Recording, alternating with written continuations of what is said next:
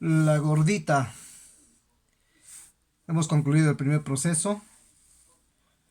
Está afinada en la escala Do. Sakura Waita. Es la ocarina más grande que hacemos. Es una ocarina bajo profesional.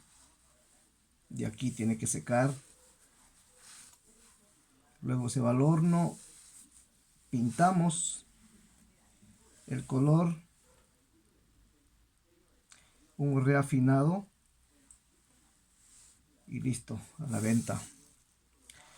Vamos a hacer prueba de sonido, a ver cómo está.